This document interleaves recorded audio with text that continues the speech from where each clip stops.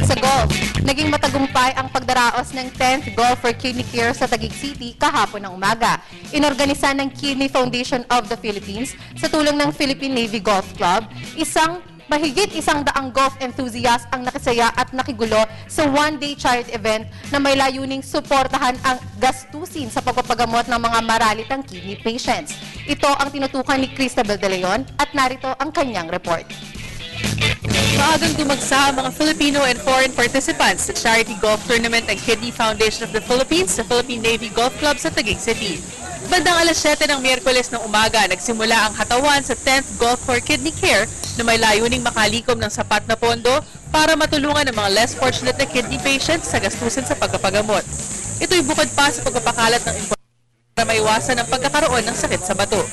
Ayon kay Kidney Foundation of the Philippines Executive Director Dr. Remedios Uriarte, malaking tulong ang proceeds ng torneo para sa mga pasyenteng sumasalang sa dialysis treatment at transplant operation. O yung mga indigent patients in particular na hindi maka-afford ng kidney dialysis, binibigyan namin ng support from the proceeds of this golf tournament.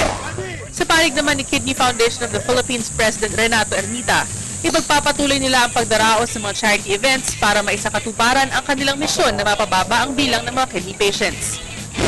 So we look for donors and marami namang mga corporations na nag-assist din sa amin. So this is an ongoing program. We hope to be able to continue this for a long time. Para naman kay Health Secretary Enrique Ona, na isa sa mga nagtatag ng Kidney Foundation of the Philippines, malapit sa kanyang puso ang taon ng charity tournament, lalo pat batid umano niya na maraming pasyente ang nakikinabang dito. Now that I'm the Secretary of Health, I continue to support them and I ask the public to give as much as they can to support this foundation. This is a private action to help government expand and extend more care to those unfortunate Filipino patients. Mahigit 100 golf enthusiasts ang tumugon sa hamon ng one-day event kung saan hinati-hati ang mga kalahok sa 5 kategorya, kabilang na rito ang seniors at ladies division.